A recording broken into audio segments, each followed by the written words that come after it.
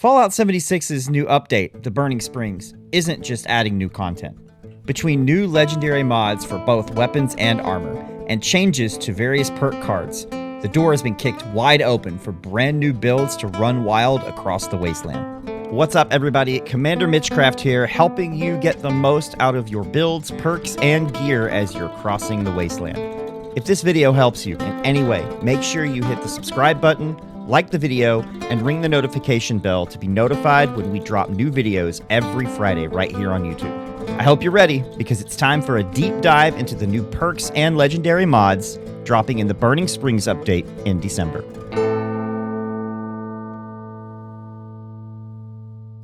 Let's start with the perk card changes. Bethesda has made a lot of balance adjustments and a few quality of life improvements here as well. One of the largest updates comes to the Number Cruncher perk.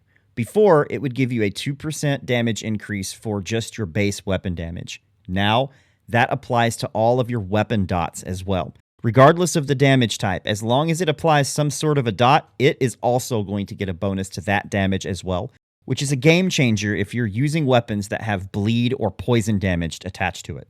This perk was already on my list of perks that should be included in every build, and this just further cements the reasoning for that. The other big change here is to the Fast Fighter perk. Previously, it would give you 30% of your movement speed as reload speed. Now it grants 50%. If your build has a lot of mobility based on perks or mutations, it's going to give you even faster reload speed than it did before. The Deal Sealer perk is also getting buffed. Cryo now counts as an impairment, so if you slow down the enemy, it will also give you extra damage with Deal Sealer.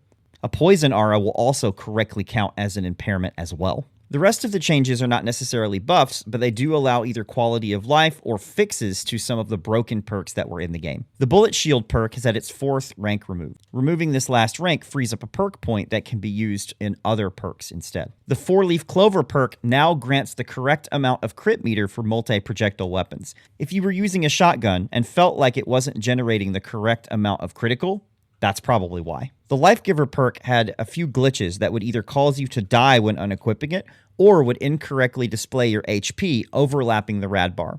Both of those have now been fixed in this update. The Night Eyes perk has been reduced to only cost 1 point, which makes it a lot easier to fit into perception builds. The United Ordeal perk now shows in the Pip-Boy effects tab when you've got it active. That makes it a lot easier to track when you actually have the buff active. Finally, the Tightly Wound perk had an animation speed reset when entering or exiting your power armor, and that's been fixed. It should allow for a smoother experience for power armor users. 2 of the perks are being moved from the Luck category to the Intelligence category, Good with Salt and Curator. This is going to open up a lot of space in the Luck category for builds that needed those utility perks, and will allow you to stack on other critical or VATS-based perks instead. Finally, the only perk that actually has a bit of a nerf, Bloody Mess, had some unintended damage spikes in some encounters, and unfortunately that's being fixed in this update. While none of these perk cards by themselves are going to affect your builds, it's worth noting these changes to make sure that on the first day of the patch, you're ready to be able to go in and adjust your builds as necessary to take advantage of the extra space, or slot the right perks in order to make sure that your build is as strong as it can be. Alright, let's get into the exciting part of today's video. New legendary mods. It's been a while since we've had some fresh mods added to the game, and there are quite a few that are being added with this update. Keep in mind, these may change before the final release, but here's what we know so far. The Feral 1-star mod is bringing something to the game that everyone has been asking for, a way to make you more feral. Right now, the only way that you can do that is by waiting and unequipping perks that slow down that process, but this will actively make you more feral the more kills you get. I don't necessarily think that this is going to be a good weapon to keep on a build, but I do think that if you're a person like me that has a lot of builds and switches back and forth between them, this is going to be a way to get you from a ranged build to a melee feral build much, much quicker. So make sure that you have some side weapons that have this on it, just in case.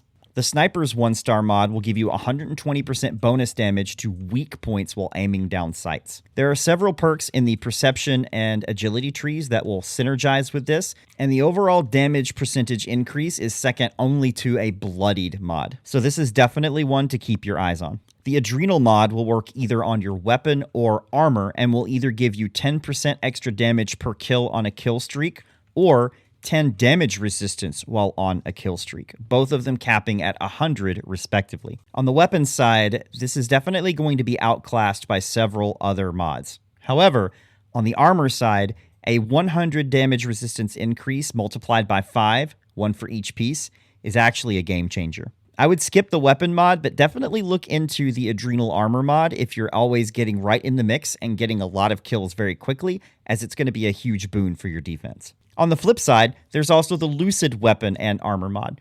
The weapon mod increases your damage up to 40% based on how full your feral sanity meter is, and the armor mod will increase your damage resistance up to 6% based on how full your feral sanity meter is. This is a nice change of pace for ghouls that want to be able to do more of a ranged type build because it allows you to keep your feral meter full and get benefits from doing so. If the perk numbers seem familiar, that's because this is basically a ghoul-specific Overeaters mod. For non-feral players, this is going to be the replacement for Vanguards that most people are going to be putting on their armor. So make sure you're slotting the maximum 5 pieces in order to get the full damage resistance from this mod. All of the 2-star mods except one are on armor, so let's look at the melee weapon mod first. Pickpocketers give you a 50% chance to award a small amount of caps per kill. Is it useful? Maybe if you're hurting on caps, but it's really a small chance, and unless they decide to buff either the value or the chance to pick up, this is probably one that you'll skip. The Painkiller mod is yet another armor mod that's going to give you something based on your kill streak. In this case, HP regen. Unfortunately, this caps at 3 HP per second, which is realistically kind of low for this sort of thing. It is both my hope and expectation that they buff this later.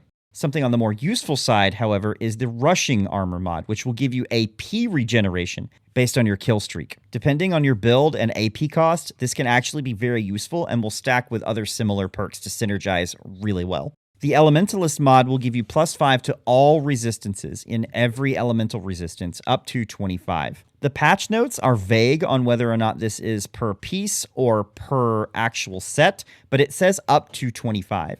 If it's 25, it's probably skippable. If it's 125, having those across all of your resistances can actually be quite useful depending on the circumstances. So this might be one to look out for. Finally, the Fierce mod is useful only in normal armor, not power armor, and it will fortify your limb resistance while on a kill streak, 10% per piece, a maximum of 50%. Personally, limb resistance has never been a problem for me, but if it's something that you notice happening quite often, it's probably worth taking at least 1 or 2 of your pieces in this to make sure that you're properly fortified. Finally, there are several really useful 3-star mods that are going to be dropping in the new patch.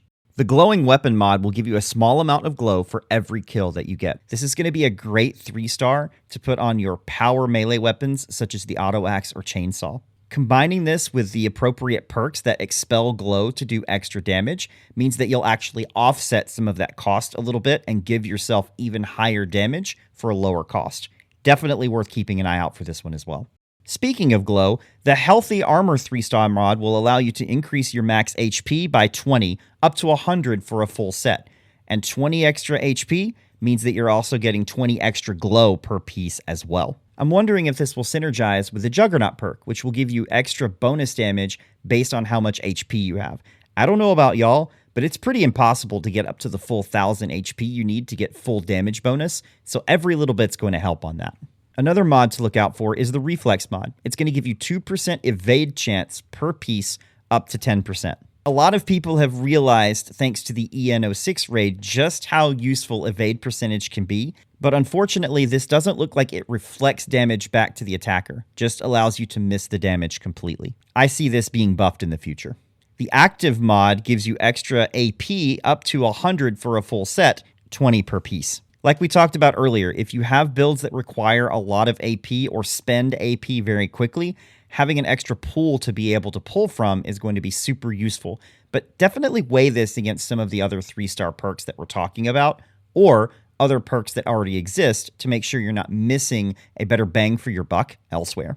And finally, saving the best for last, the Barbarian Melee Weapon mod. This will give you a +1 strength for every kill while you're on a kill streak. The patch notes didn't give us a maximum, but game text inside caps this at 10 strength. Melee builds love adding strength on because every point of strength is flat extra damage. This is definitely going to be one of those sleeper mods that you want to make sure that you put on any melee weapon, whether it's a normal one or two-handed weapon like the Ultrasight Sword, or the Power Axe or Chainsaw.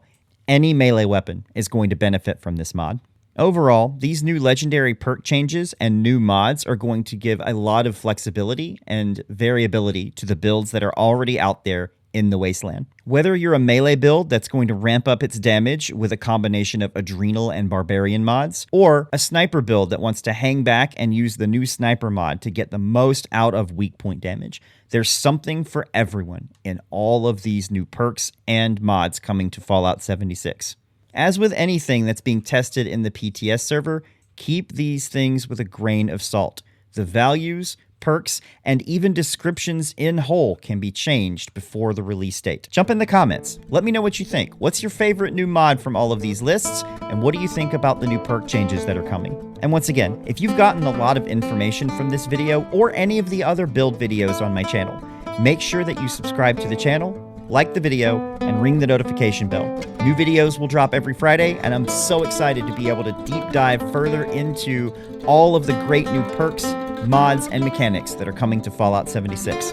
If you're still here at the end, thanks for watching, take care, and I will see you out in the Wasteland.